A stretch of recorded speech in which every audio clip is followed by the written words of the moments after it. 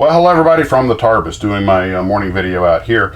Had some things to do this morning, car stuff, and I got doctor's appointment this afternoon. Don't know what I'll get out today. Do plan to do some more research, get more of the script written for the video on the women in air racing. But I wanted to come out of the Tarbus, get a few things taken care of.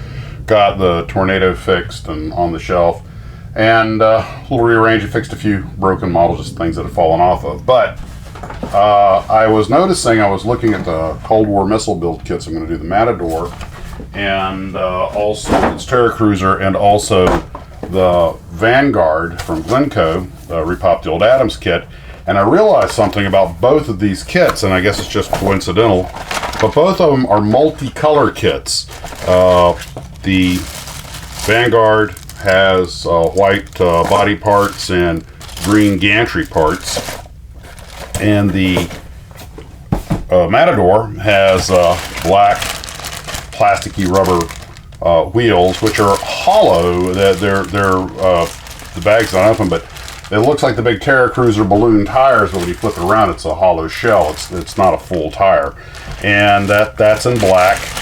Then it has the vehicle and a lot of the components in this green, and there's actually two separate large runners trees that have that, and then it's got the missile itself and everything in this gray. I don't know if you can make that. There we go.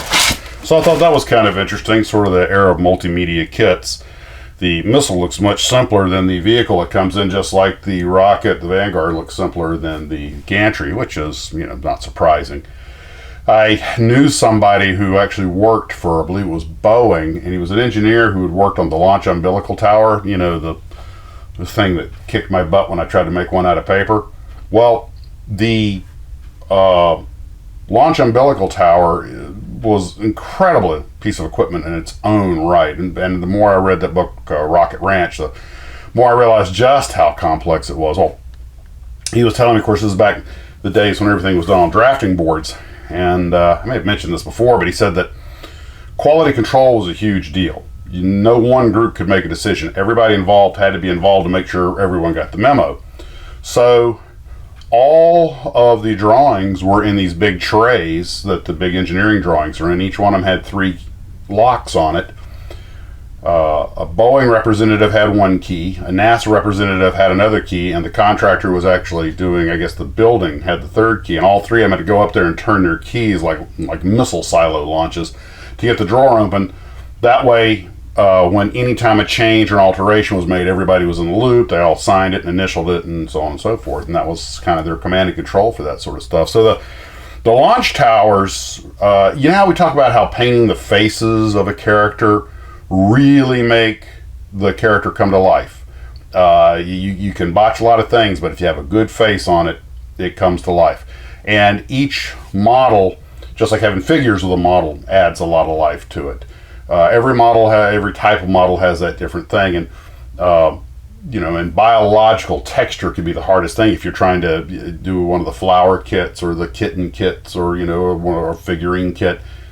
Getting that lifelike look can be pretty elusive, and that really is what makes it look good. Well, when it comes to some of these rockets that come with gantries, I've learned it's kind of the same thing about the gantry. You can do an okay job on the rocket, but if you botch the gantry, it just looks terrible. The gantry has to look good, and often the gantries are bigger than the rockets and tend to dominate it, which has a lot to do with that. That old Mercury Redstone that had the big gantry around it, which is a kind of a holy grail kit. You can hardly find those things. I think they were repop for a while, but now you can't find one. But the gantry's 3 times the size of the rocket, makes up the bulk of the build. So doing a good Terracruiser and a good gantry with these two for the Cold War missile build is going to be crucial to making them look good. So that's really all I had for this morning. I just wanted to toss that out there, and I need to go get back to work, working on that script and get some more information to get the video done. I don't know when I'll get it done. I'm not making any promises. Got a lot of things cooking out here in the real world that are distracting me for the important work of building models. And other than that, guys, I want to thank you for tuning in. Just a short one this morning. Hope you take care of yourself. As always, guys, model on.